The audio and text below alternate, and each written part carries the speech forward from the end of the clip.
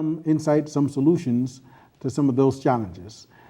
This is none other than the awesome Senator Bill Owens, and would like to be able to welcome you to the set today, sir. Well, thank you so much for inviting me to participate in the program today, Mr. Phipps. I have consistently been impressed with the kind of programming that you have had here on BNN, and I'm just so happy to be a part of it.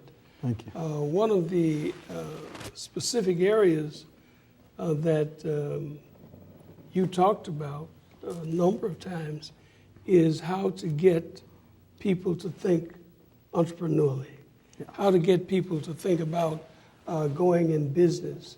And I think now is the time for young people, teenagers, to begin to think about going into business, because we have a serious situation here institutionally. The institutions are not built for people of color. Institutions that are built for those people who build the institutions and people that they choose to bring into those institutions. For instance, I'll go back a while. But in 1974, and that seems like a long time to young people, 74, but it's not so long ago. Yes.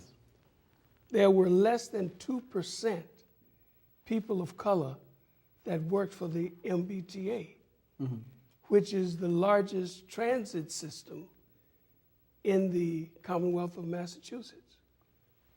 And we have trains that go out throughout the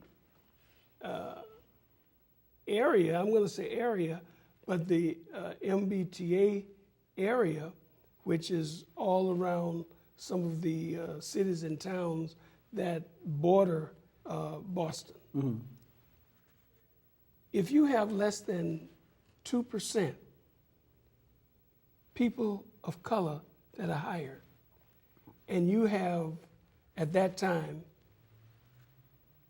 about 30 some odd percent black people in this city, but yet less than 2% hired for one of the largest industries in the Commonwealth of Massachusetts, we have a problem. Representation lacking. There was a lot of representation lacking.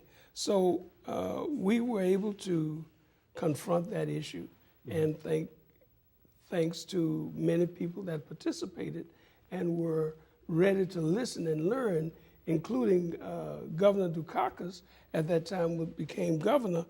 He was his people, and he were very instrumental in helping us move forward. So were people like Representative Mel King, Representative Doris Bunte, and Royal Bowling Sr.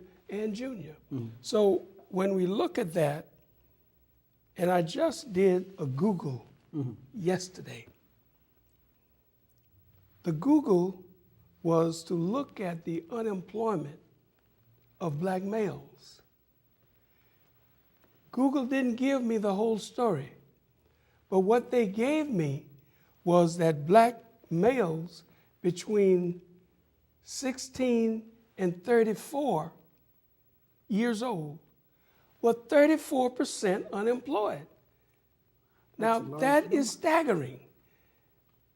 That is a large number. 6 years ago in New York City, New York State, New York City, they did a study that found 51% of all black males between the ages of 16 and 64 were unemployed.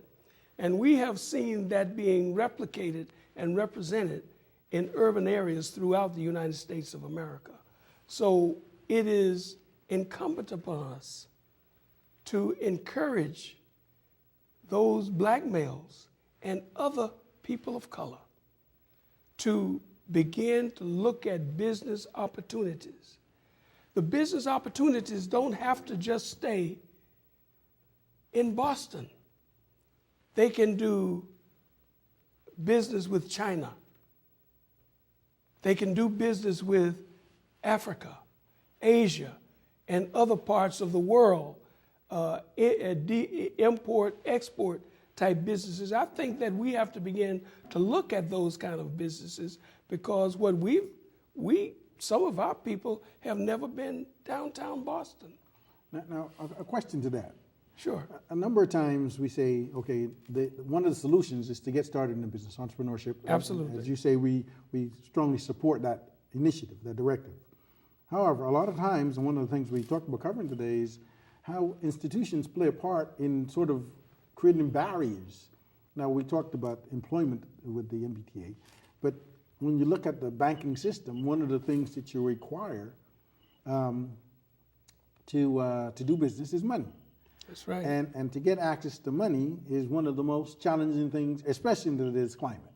That is also true. Now, and I say this because there was some recent information I was reviewing, and it indicated that people in minority communities have average credit scores of 615 collectively, everybody. Yep. When you take out the other population and deal with just African Americans, that score drops to 575. Yep. Yep. So when institutions say that you have to have a 660 or 680 or 700, 700, yeah. nowadays to get money, but the average score in your community is 575, they have no intention, at least from where I envision things. That is absolutely true. And that becomes, in my opinion, another form of redlining. You see, because when the institutions actually realize what the scores are in a general population, and they say that your score must be 700 and above in order to get a loan, that becomes an impediment to prevent those persons from getting a loan. Even when you look at grants and grant applications, when we talk about training of our people, it is the most difficult thing to get to the point where you can actually do the grant. It's very difficult. Or the contract. There's so much paperwork that it's unbelievable, just in order to get to the point where you say, okay, well, I will qualify for this. You know, In I think it was 75, 76,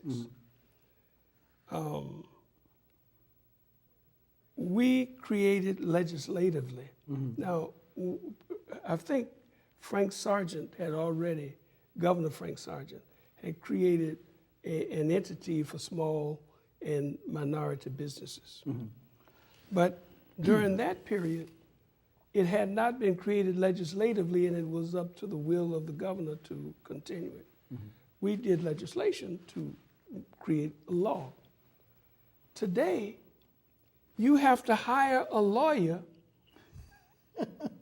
because of all of the regulations to get to even be certified as a minority vendor.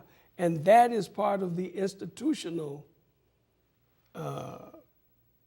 holdup, if you will, or prevention, if you will, that makes it so difficult for our people to get to where they need to be, to get funds and or even just to get certified.